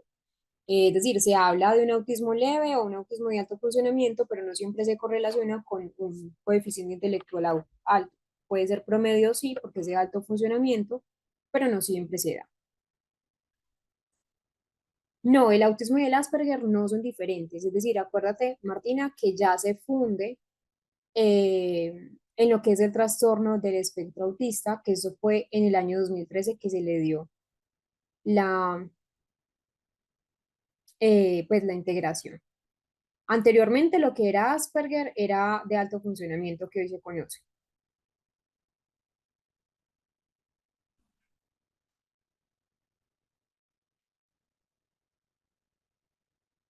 A partir de los 2 años, 3 años, la idea es que se haga un diagnóstico temprano para poder tener unas buenas intervenciones y unas buenas prácticas clínicas a más temprana edad. Astrid Paola, el diplomado, es decir, las clases son gratis y la parte del material opcional, que pues ahí también está el material de estudio que les mostré hace un rato, es con nuestro coordinador que ya llega dentro de unos minutos. Catherine nos pregunta, ¿el autismo se puede detectar en el embarazo? Eso lo vamos a ver en esa parte también de la etiología, pero en general hasta el momento no. Es decir, a diferencia de pronto de otros componentes que sí se pueden de pronto dar en el embarazo, como si por ejemplo el niño viene con alguna discapacidad física, etcétera, hasta el momento no es posible hacer una detección del autismo durante esa fase gestacional de forma directa, ¿cierto? De forma concluyente. Entonces, sabemos igual que es un trastorno del neurodesarrollo, es multifactorial, es decir, hay muchas combinaciones de pronto de factores genéticos, ambientales, lo que sería la epigenética, y que el diagnóstico se realiza a través de la observación del comportamiento, ¿cierto? Generalmente después de ese primer año, ojalá 2 años, pero por ejemplo muchas pruebas diagnósticas, acá también que Luis Eduardo, perdón, nos estaba haciendo esa pregunta, ya, por ejemplo, el A22 se diagnostica a partir de los 12 meses. Desde ahí ya podríamos dar un buen diagnóstico. Entonces, lo que sí se sabe es que hay factores de riesgo prenatales que no son diagnósticos como tal, pero sí se han identificado factores de riesgo, por ejemplo, una edad avanzada de los padres, complicaciones ginecobstétricas, complicaciones durante ese periodo de gestación o embarazo o en el parto también, entonces si hay preeclampsia, si hay bajo peso al nacer, si hay de pronto infecciones, incluso se ha empezado a estudiar sobre esa exposición prenatal a ciertas sustancias, por ejemplo, los anticonvulsivantes como el ácido valproico. Por eso también en muchos casos, si la madre de pronto toma algún medicamento psiquiátrico, algún medicamento importante, que no sea compatible con el embarazo, suspenderlo si se puede, porque es claro que genera alteraciones en el neurodesarrollo. Sin embargo, no estoy diciendo que entonces ya el ácido valproico genere autismo, no, pero sí hay factores de riesgo para desarrollar algún trastorno del neurodesarrollo. Es decir, la ciencia no ha avanzado hasta esa identificación, Catherine, del autismo en el embarazo, ¿cierto? Posiblemente dentro de unos años, quién quita que podamos llegar allá. Pero sí se sabe que, aunque no hay prueba médica durante ese periodo de gestación, tenemos entonces, pues, como la historia clínica de los padres de familia, que son los antecedentes que te menciono. Bueno, Andreina, esa parte de cómo se puede manejar las frustraciones en niños con TDAH combinado con TEA, lo vamos a ver en la intervención. Luis Eduardo, existen tres niveles de autismo, grado uno, grado 2 y grado 3. En el grado uno es donde tenemos entonces un autismo de alto funcionamiento, en el grado 2 donde necesita un apoyo sustancial y en el grado 3 un apoyo muy sustancial, eso también lo vamos a conocer. Diana nos pregunta, ¿el autismo nace o se hacen los niños? Ya había respondido esto a lo largo de la clase, pero lo voy a volver a responder porque es importante que esto quede muy claro. El trastorno es una condición del neurodesarrollo, está presente desde el nacimiento del neurodesarrollo, pero puede ser que sus señales no siempre se noten de inmediato. Es decir, puede ser que cuando ya el niño exceda las expectativas de pronto sociales o las expectativas educativas, pueda de pronto ser visible. Y algo que es importante es que no es causado por la crianza, no es causado por el estilo de vida, no es causado tampoco por las decisiones de los padres. Entonces, la conclusión para la pregunta de Diana es que los niños no se hacen autistas por algo que les pase después de nacer. Hay muchos diagnósticos, que también vamos a ver los diagnósticos diferenciales, que es, por ejemplo, un cuadro pseudo autístico, que es el cuadro secundario a un diagnóstico de privación psicosocial grave, donde los niños son expuestos de pronto a maltrato físico, a maltrato psicológico, a todo tipo de maltratos y vejámenes, donde, digamos, se altera la teoría de la mente y se puede alterar esa parte, pero porque no tienen una adecuada estimulación, pero no porque sean autistas. Entonces el autista nace, no se hace. ¿Qué causa el autismo? Por acá me preguntan. Entonces el autismo como tal, pues es una combinación de múltiples factores, factores genéticos, factores biológicos. Hoy en día no existe un único gen del autismo. Hay en las investigaciones múltiples genes, incluso se han investigado más de 100 genes relacionados con el trastorno del espectro autista. Y que también es importante hablar que hay posibles factores también ambientales que van a influir durante el embarazo o ese desarrollo temprano del cerebro. Entonces, los más importantes tenemos primero factores genéticos, que se han identificado muchos factores relacionados con el autismo. Como les menciono, no hay un solo gen, no hay un único gen del autismo, pero sí variantes a nivel genético que aumentan la probabilidad. Les mencionaba que también tenían entonces antecedentes a nivel prenatal, donde, por ejemplo, ciertas condiciones durante el embarazo pueden aumentar ese riesgo, como infecciones intrauterinas, como exposiciones a las sustancias tóxicas que les mencionaba ahora o medicamentos específicos. Pero también es importante hablar de la parte ambiental. No es la parte ambiental de la crianza, eso es importante, pero es decir, la parte ambiental, aunque no causan autismo como tal, ciertos factores pueden interactuar con la genética. Por ejemplo, la contaminación ambiental, la edad avanzada, por ejemplo, de los padres, que hace que de pronto tengan alteraciones de nuevo. Candelaria, ¿a qué te refieres donde puedes ver el programa? Las clases grabadas. Todas las clases se las comparten a ustedes a través del enlace de WhatsApp. El coordinador a las 8 les va a dar toda la información. Sin embargo, yo diariamente, cuando entramos nuevamente a la clase, yo les monto, pues yo les coloco acá en el chat la clase grabada anterior, cuando ya la montan a WhatsApp. Sí, sí, Heidi. Es decir, cuando un niño tiene TDAH, no es mutuamente excluyente del trastorno del espectro autista. Ambos, de hecho, son muy comórbidos, pero no quiere decir entonces que todo niño autista o todo niño con autismo tenga TDAH y todo niño con TDAH tenga autismo, no, pero sí pueden ser los trastornos del neurodesarrollo comórbidos entre sí. Los tres niveles del TEA también los vamos a ver. Los niveles del TEA, ajá, veo muchas preguntas de los niveles del TEA, acuérdense que vamos a ver paulatinamente con cada módulo. También los síntomas. Bueno, no, no hay relación con las vacunas y el autismo. Bueno, hay muchas preguntas que paulatinamente vamos a estar viendo durante la clase.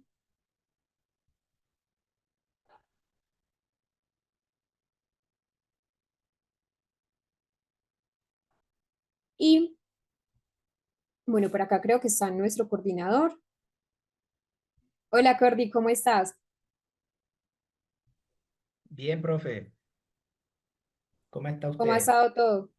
Muy bien, muy bien. ¿Cómo le fue? Muy bien, muy bien. Hay muchas preguntas pendientes, pero a lo largo de la clase, pues de los diplomados se van solucionando de los 8 días. Ok, listo, profe. Bueno, los voy a dejar con el coordinador. Estén muy atentos a él, no se vayan a desconectar, que esta siguiente parte es sumamente crucial para el resto del diplomado y nos veremos entonces mañana nuevamente. Espero que estén muy bien. Cordi, me despido. Listo, Chao. profe, que descanse. Nos vemos mañana. Estimados, ¿cómo están? ¿Cómo les va?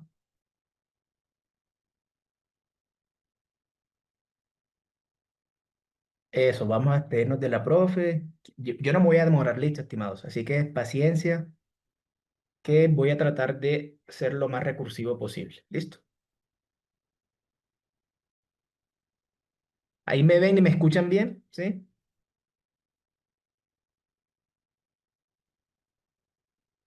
¿Sí? ¿Me escuchan bien? Ok. Bueno,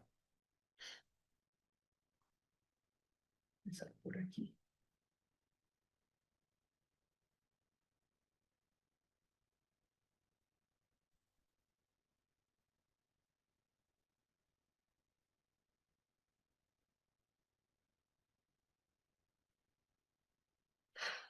Bueno, estimados, vamos a hacer lo siguiente, ¿sí? Durante toda mi presentación yo voy a cerrar el chat, ¿sí? Y cuando finalicemos yo lo abro un momentico para que podamos resolver algunas dudas, ¿sí? Pero no se preocupen, que eh, como administradores yo tengo varios números, pero la persona que va a estar a cargo de ustedes, es decir, que los va a atender administrativamente, es la coordinadora Paula Contreras. Sí, ella también está en los grupos y yo voy a dejar los dos números de WhatsApp que ella maneja en los grupos para que ustedes la puedan guardar a ella como contacto y cualquier duda la pueden resolver con ella también. ¿Listo? Así que no se preocupen. ¿Listo? Estimados, sí les pido que me presten muchísima atención en este ratico para que todo les quede muy claro, ¿va? ¿Listo? Entonces procedo a cerrar el chat para empezar, ¿vale? Listo. Te regálenme un momentico.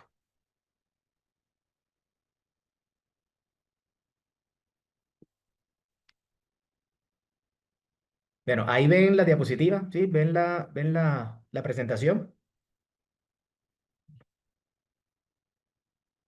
Listo. Bueno, vamos a empezar.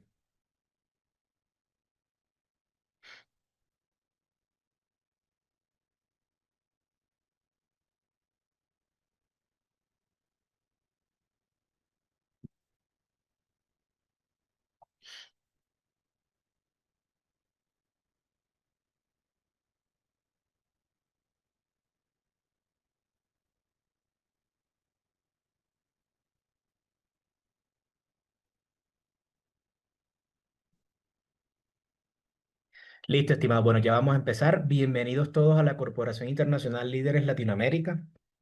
Me presento, mi nombre es Iván Javib, yo soy uno de los socios y directivos de la institución y soy la persona que los ha estado convocando desde redes sociales, ¿sí? Em, Para mí y para toda la institución es muy grato tenerlos a todos ustedes acá. ¿Listo? Eh, yo sé que la docente les dio la bienvenida, pero bueno, también de la parte administrativa de la corporación también les queremos dar la bienvenida. ¿Listo? Estimados, esta presentación se va a dividir en dos partes, ¿sí? En la primera parte vamos a abordar generalidades de la institución, ¿sí? Para que ustedes conozcan quién es la corporación, quién es la empresa que está detrás de todas estas formaciones, ¿sí? Y en la segunda parte abordaremos la oferta del certificado más material de estudio. ¿Listo, estimados? Así que ustedes estén tranquilos, me prestan mucha atención para que se comprenda todo. ¿Listo? Bueno, ¿quién es la corporación SIL? ¿Sí? Nosotros somos una empresa del sector privado aquí en Colombia, ¿sí? Existimos hace más de 25 años, ¿sí? Somos una empresa, digamos que ya tenemos bastante recorrido formando personas en lo que es la educación de corta duración, ¿sí? Nosotros educamos en todo lo que son cursos, simposios, talleres, diplomados, congresos, todo lo que es corta educación o todo lo que es educación continua o educación para el ingreso laboral o educación de extensión. ¿Listo? Para que esa parte se comprenda bien, listo, estimados. No somos una universidad, somos una empresa de educación continua, ¿sí? Que es un poco diferente, ¿sí? Bueno, estimados, lo que les compartí allí, digamos, en el chat de Zoom de primero, ¿sí? Que es la parte legal de nosotros y lo segundo son nuestras redes sociales. Entonces, en cuanto a la parte legal, acá en Colombia a nosotros nos cobija un decreto a nivel nacional, ¿sí? Ese decreto es el decreto 1075, ¿sí? Aquí en Colombia ese decreto es el que estipula todas las condiciones de educación de nuestro país, ¿sí? Precisamente en ese decreto, en el artículo 2668, se define lo que es la educación de corta duración. ¿Listo? De hecho, el decreto, digamos, aparece en las certificaciones que nosotros emitimos. ¿Listo? Y ahorita les voy a mostrar, ¿va? Estimados, con nuestro número de identificación tributario, que es el otro dato que ustedes pueden ver allí, ¿sí? El cual es 830-086-471. Todos ustedes, en esa página web que ustedes ven allí, que dice www.rues.org.co. Todos pueden ingresar a esa página web y nos pueden verificar a nosotros como una empresa real, legal, que existe aquí en Colombia. ¿Listo, estimados? Entonces, esa es la página oficial del Registro Único Empresarial de Colombia, ¿sí? Toda esta información se las damos para que ustedes sientan la plena confianza de que se están capacitando en una empresa seria y que lleva muchísimo tiempo educando personas. ¿Listo? Bueno, vamos a continuar por acá, estimados. ¿Qué vemos en pantalla? Durante todos estos 25 años de experiencia educativa, ¿sí? Hemos creado ciertas alianzas estratégicas con diferentes empresas, ¿sí? Primero, tenemos dos convenios con dos instituciones o dos entes certificadores a nivel internacional. Uno es A+ Certification y el otro es CertiProof, ¿sí? Tenemos una alianza con el ICMF, que es el International Coaching and Mentoring Federation. Ellos son una institución de Estados Unidos que se dedica a la parte de educación, pero de toda esta parte de mentorías, programación neurolingüística y toda esa parte. ¿Listo? Tenemos un convenio con FENALCO Antioquia, una afiliación con FENALCO Antioquia, que es la Federación Nacional de Comerciantes aquí en Colombia. ¿Sí? Y por último, tenemos tres convenios con tres instituciones de educación superior. Uno con la FED de aquí en Colombia, que es la Fundación Escuela Tecnológica de Neiva. Una con la Red Educativa Cultural José Antonio Encinas del Perú. Y otro con la UPEL, que es la Universidad Pedagógica Experimental Libertador de Venezuela. ¿Listo? Bueno, estimados, vamos a continuar por acá. Lo segundo que les compartí allí en el chat, ¿sí? Como pueden ver, es el enlace a cada una de nuestras redes sociales. Entonces, lo que yo les voy a mostrar a continuación, ¿sí? Es un breve resumen de lo que son nuestras redes sociales. ¿Listo? Entonces, digamos que ¿cuál es la red social con la que contamos ahora mismo con más seguidores o la comunidad más grande? Nuestro perfil de Facebook, ¿sí? Acá manejamos cerca de 250.000 likes o me gustas y manejamos más de 305.000 seguidores. Pero lo más importante, estimados, es que Facebook a nosotros nos califica con el máximo puntaje que esta comunidad le puede dar a una empresa educativa, ¿sí? Que es 5/5, es decir, una recomendación del 100%, lo que se traduce en que algo estamos haciendo bien. ¿Listo? Estimados, recuerden que en el chat tienen el enlace a cada una de nuestras redes sociales para que vayan, digamos, revisando, nos vayan conociendo y también nos puedan seguir, ¿sí? Segundo, nuestro canal de YouTube. Estimados, atentos acá. En nuestro canal de YouTube ya tenemos 130.000 suscriptores, ¿sí? En el apartado de playlist ustedes pueden encontrar miles de diplomados allí ya con sus grabaciones. ¿Listo? Este diplomado en autismo y otros trastornos infantiles también va a quedar grabado allí, ¿sí? Entonces, la coordinadora Paula Contreras, todos los días, en los grupos de WhatsApp en los que ustedes ya están vinculados, ella les va compartiendo todos los días las grabaciones, ¿listo? Para que estén tranquilos por esa parte. Bueno, por último, nuestras dos redes sociales más recientes, TikTok e Instagram. En ambas redes sociales manejamos un contenido educativo, de entretenimiento y también de tips o consejos del día a día, ¿sí? En TikTok tenemos cerca de los 30.000 likes o me gustas y también tenemos 25.000 seguidores. En Instagram tenemos más de 2.000 publicaciones, tenemos más de 207.000 seguidores. Listo, estimados. Ustedes recuerden, en el chat de Zoom pueden ver el acceso a cada una de nuestras redes sociales para que nos puedan visitar. ¿Listo? Bueno, vamos a continuar por acá. Resumiendo todo lo que les acabo de mostrar. Redes sociales, 700.000 seguidores sumándolas todas, ¿sí? tenemos una comunidad de más de 4 millones de personas. De esas 4 millones de personas, un poco más de 3 millones ya se han certificado con nosotros, ¿sí? Como evidencia tenemos miles de videos, miles de registros fotográficos, 21.000 aproximadamente, y todos los pueden ver en su mayoría, tanto en Facebook como en nuestro canal de YouTube. Listo, estimados. Ustedes ya saben para que nos puedan verificar, nos puedan revisar allí. Listo, estimados. Vamos a explicarles acá un poco lo que es la invitación general que se les hizo acá, ¿sí? Cuando ustedes le dieron clic a la publicidad que vieron en redes sociales, a ustedes se les abre una paginita, ¿cierto? Eso se le conoce como una página de aterrizaje, ¿sí? Prácticamente en esa página se dice toda la información de la formación a la que fueron invitados. Listo, yo se los voy a resumir acá, pero si es claro, o bueno, siempre la corporación trata de ser clara, digamos, en las condiciones que se estipulan en las formaciones, ¿sí? Recuerden, todos ustedes están invitados a todas las clases de forma gratuita, ¿sí? Listo. Las personas que necesiten tener la evidencia de que cursaron la formación, ¿sí? Que ese documento se le conoce como certificado, pagan un costo, ¿sí?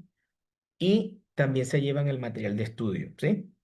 En la parte de abajo de esa página les dice que no es obligatorio, ¿cierto? Es decir, estimados, el estar acá no se les obliga a que ustedes tengan que pagar, ¿sí? Simplemente las personas que necesiten el material y el certificado, que es lo que les queda como evidencia, hacen el aporte. Si no, de todas maneras, cursan la formación normal, común y corriente en todas las clases que son gratis todas, desde el inicio hasta el final. ¿Listo, estimados? Para que eso les quede claro, ¿ya?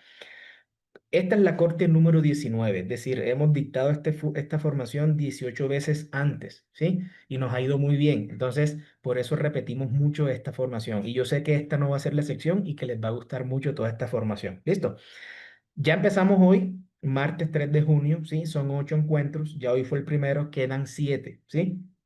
Entonces, mañana miércoles hay clase, mañana, pasado mañana jueves, luego el viernes, luego el sábado. Se descansa el domingo, retomamos el lunes, martes y terminamos el miércoles 11. Es una formación intensiva, ¿sí?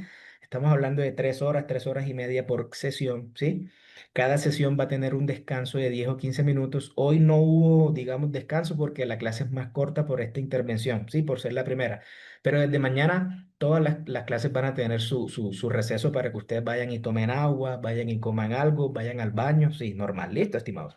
Bueno, ya saben entonces que el acceso a las clases es completamente gratis a través del enlace de Zoom con el que se conectaron hoy. Todas las clases se conectan con ese mismo enlace, pero la coordinadora Paula todos los días les envía ese enlace por los grupos de WhatsApp. ¿Listo?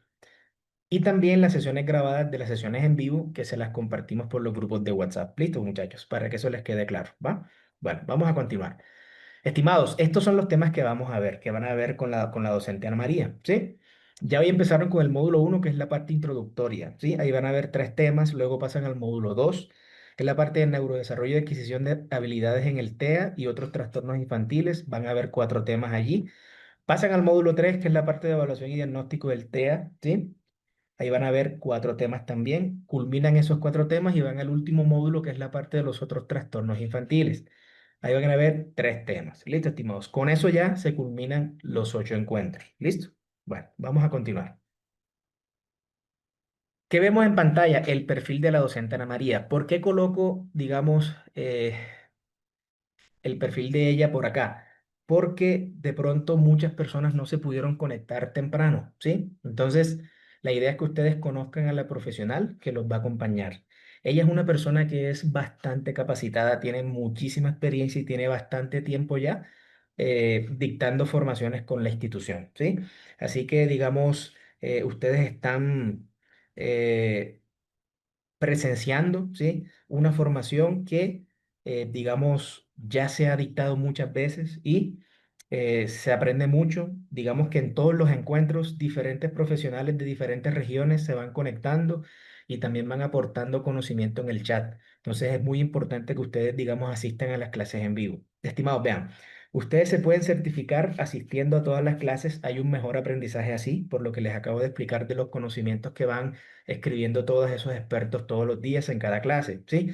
Pero también las personas que de pronto estén cumpliendo horario de trabajo en ese momento, o las personas que vivan en Europa o que vivan digamos, que estén en otro horario, ¿sí? pueden cursar la formación de forma asincrónica, no hay ningún problema con eso. ¿Listo? Eh,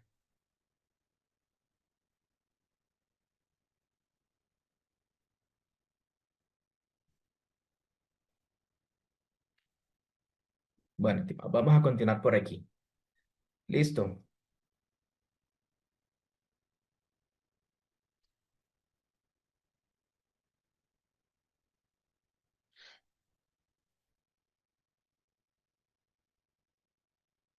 Listo, vamos a continuar, estimados. Bueno, ahora sí vámonos a la segunda parte, ¿sí? La segunda parte de la presentación.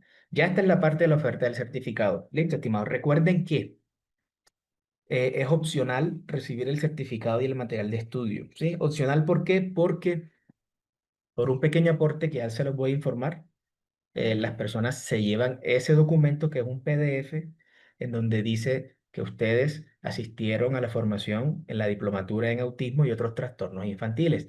Con ese documento se fortalece el currículum, ¿sí? La hoja de vida, ¿sí? Y digamos que eso como profesionales a ustedes les alimenta mucho todo su currículum, ¿sí?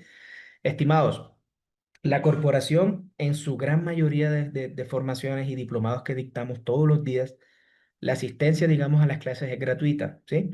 La corporación se sostiene es de los aportes que realizan las personas de los certificados y del material de estudio, ¿sí? Es un proyecto social que ya existe desde hace 25 años, ¿ya? Y digamos que la filosofía de la institución es esa, o sea, es capacitar de forma gratuita, pero con gran calidad a cualquier persona que tenga internet, que entienda el idioma español y que quiera aprender, ¿sí? Entonces, ese es el aporte, digamos, al desarrollo económico, social y político que la institución, ¿sí? Le ofrece a toda la sociedad, ¿sí? Entonces, es un proyecto, digamos, que tiene esa filosofía, tiene ese objetivo y yo espero que ustedes, todos ustedes puedan comprender esa parte. Listo, estimado Juan. Les voy a leer acá. ¿Por qué es importante obtener el certificado? ¿Sí? Uno, es la forma de comprobar que tienen un conocimiento y que lo pueden desarrollar en un ámbito definido, en este caso en el área de la psicología. Dos, les ayuda a mejorar su currículum o carta de presentación, lo que es excelente a la hora de buscar oportunidades de emprendimiento, empleos o contratos. Tres, certificar sus conocimientos les brindará la confianza para realizar trabajos con especificaciones nuevas o más altas, ¿sí? Y cuarto, les ayuda a ser más competitivos a nivel global. ¿Listo?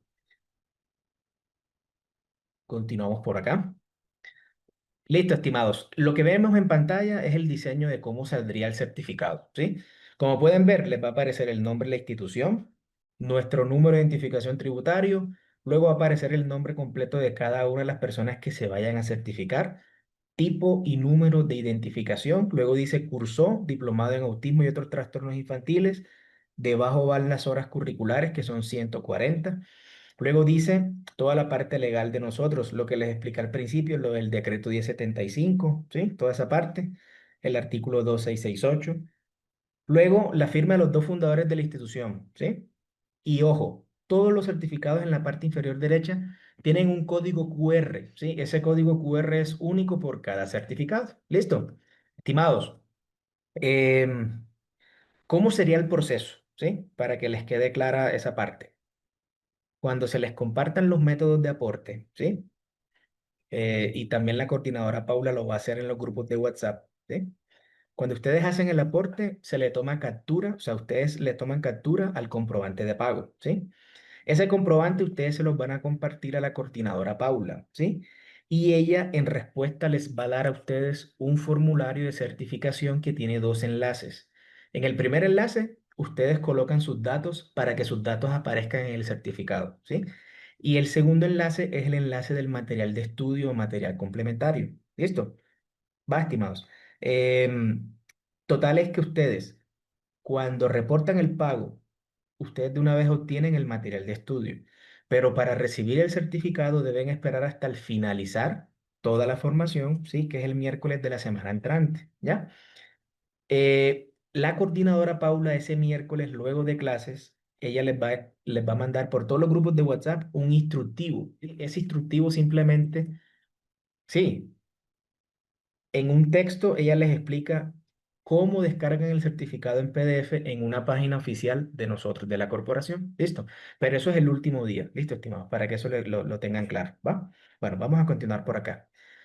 Estimados, esta parte es muy importante para las personas que de pronto no viven en Colombia, ¿sí? Les voy a leer y después les voy a explicar. Dice, validez internacional. Esta formación y su certificado tienen validez privada a nivel internacional. Esto quiere decir que, aunque no esté regulada por el Ministerio de Educación de sus países, es una formación que, sin embargo, contribuye a fortalecer el currículum u hoja de vida, aportar a su crecimiento personal y profesional y también a ser valorados positivamente por empresarios del sector privado de cualquier parte del mundo. Estimados, vean, aquí en Colombia la validez es tanto en lo público como en lo privado, ¿sí? ¿Por qué? Porque nosotros estamos legislados bajo leyes colombianas, ¿sí? Pero lo más importante es la validez en el sector privado tanto en Colombia como en cualquier país del mundo, ¿sí? El ejemplo más claro que yo les puedo dar, estimados, somos nosotros mismos como empresa privada de Colombia. Fíjense que nosotros tenemos como docentes, tenemos docentes de España, Argentina, Uruguay, Chile, México, Ecuador. Tenemos docentes de Venezuela, República Dominicana, hemos tenido docentes de Estados Unidos también. Estimados, ¿qué les quiero decir yo con esto? Así como nosotros, que somos una empresa del sector privado en Colombia y contratamos profesionales de diferente nacionalidad, miles de empresas en todo el mundo hacen lo mismo, ¿sí? Eso es la validez privada o la validez a título propio. ¿Listo, estimados? Para que esa parte se comprenda bien. También es importante, o digamos, muchos psicólogos o muchos profesionales o muchos profesores que dictan clases en línea o prestan servicios en línea, tanto como psicólogos o clases particulares, les va muy bien toda esta parte, ¿sí? Todos los emprendedores, ¿sí? Todas esas personas que son independientes, las certificaciones les va muy bien. Listo, estimados. Yo espero que esa parte la hayan comprendido bien, ¿va? Vamos a continuar por acá. Esta es la oferta, estimados, como tal. Recuerden, certificado más enlace del material de estudio. ¿Qué es el material de estudio? Las diapositivas con que la docente Ana María se apoya para darles las clases todos los días, ¿sí? Acceso a videos, también acceso a lecturas en PDF, libros, artículos de investigación de revistas indexadas y toda esa parte, ¿sí? Es decir, el material es lo que la docente les muestra en clase y también lo que la docente no les muestra en clase, que es un material complementario. ¿Listo? Las horas que ustedes dediquen revisando todo ese material complementario, más las horas, esas horas se llaman horas autónomas, más las horas que ustedes están en vivo en cada clase, eso se suma. Y por eso la certificación se emite con esa cantidad de horas que son 140. ¿Listo? Ya saben, estimados, material de estudio más certificado por un único valor de 78.000 pesos colombianos para los que vivan acá en Colombia. Sí, es un valor fijo o para el exterior 19 dólares americanos, ¿sí? El plazo es hasta el lunes que viene, o sea, el lunes de la próxima semana, que cae 9 de junio. Listo, estimados. Ya ahorita les explico lo de la página web, pero va, entonces les resumo. Material de estudio y complementario, más certificado por 140 horas, por solo 78.000 pesos colombianos o 19 dólares americanos. ¿Listo? Vamos a continuar por acá. Estimados, vean, esto es una conversión que ayuda mucho, digamos, a las personas que, bueno, sí, de cada país que está en la siguiente lista. Entonces, por ejemplo, en Colombia son 78.000 pesos colombianos. Aproximadamente en Argentina, 25.000 pesos argentinos. En Chile, 19.000 pesos chilenos. En Costa Rica, 19 dólares. Ecuador, Salvador, Panamá, también 19 dólares. En Guatemala, 160.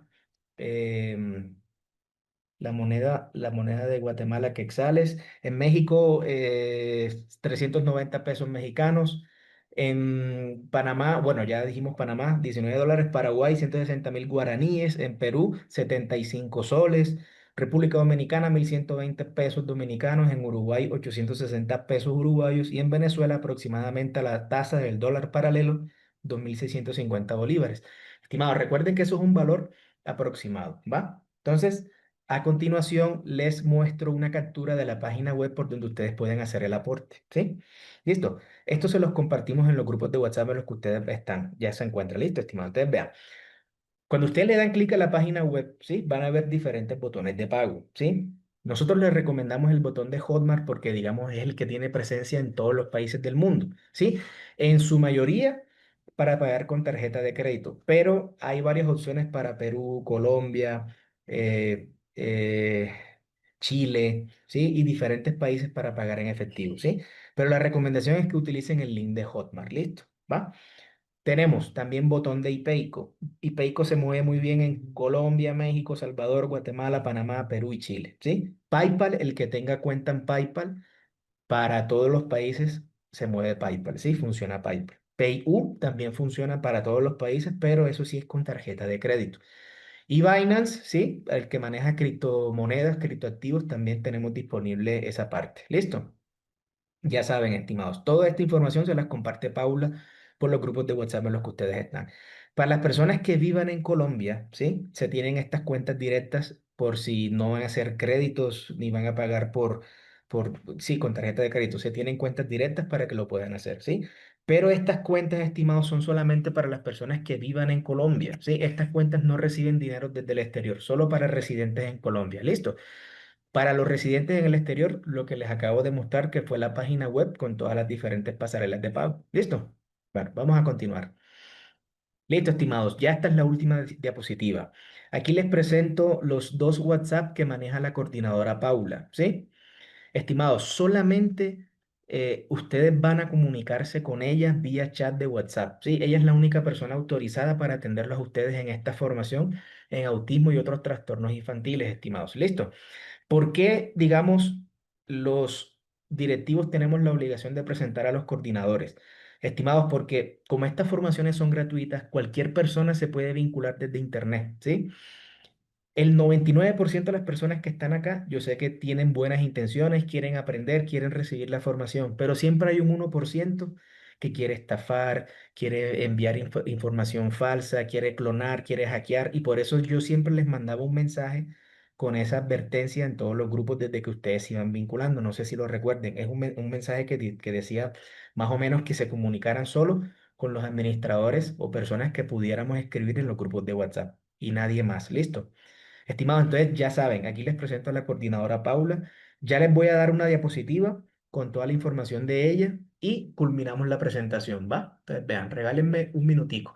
Estimados, recomendación, guárdenla a ella como contacto. Sí, estimados, guárdenla a ella como contacto en sus dispositivos, ¿va? Para que ustedes la identifiquen y sepan que ella es la coordinadora Paula Contreras, ¿va? Listo, estimados. Para que esa parte les quede clara. Entonces, tomémonos unos minuticos para guardarla a ella, digamos, como contacto, estimados. O bueno, hagamos algo. Voy a habilitar el chat, ¿sí? Y cuando lo vuelva a cerrar, yo dejo todos los datos de ella de nuevo, ¿sí? Estimados, les pregunto, ¿se comprendió bien la información que les acabo de dar? Ya el chat está habilitado, estimados, ¿sí? Para que me comenten, ¿se comprendió bien la información?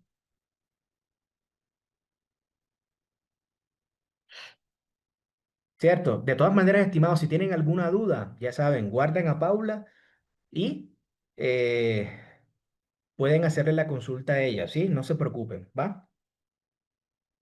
Perfecto, ¿cierto? Listo, estimado. No, bienvenidos, bienvenidos todos a la corporación. Les repito, para mí es muy grato tener a tantas personas acá conectadas y ojalá todas las personas que se conectaron hoy terminen la formación hasta el último día, ¿sí?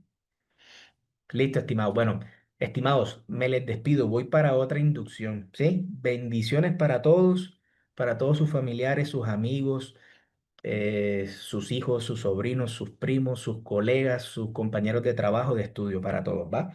Mañana segunda clase por el mismo enlace, muchachos. ¿Listo? Mañana por el mismo enlace reciben la segunda clase, ¿sí? A la misma hora, 6 p.m. Ya saben, ¿va? Estimados, el plazo de pago hasta el lunes que viene que es 9 de junio, listo. Eso porque el tiempo que sigue es para armar toda la lista y poder certificar a tiempo hasta el miércoles, listo muchachos. Estimados, no se preocupen. Yo ahorita cierro el chat y vuelvo a compartirles la página web y el contacto de la coordinadora Paula, ¿va? No se preocupen. Dudas, le preguntan a ella, no se preocupen que ella los va a atender. ¿Listo? Sí, Jessica, el certificado de nosotros tiene un código QR y cualquier empresario que vaya a validar la formación que tú realizaste puede leer ese código, ¿sí? ¿Listo? Estimados, me les despido, ¿ya? Les voy a dejar ahorita el contacto de la coordinadora para que le pregunten cualquier inquietud que tengan, ¿listo? Bueno, bendiciones para todos, estimados. Nos vemos. Chaito y bienvenidos, bienvenidos todos.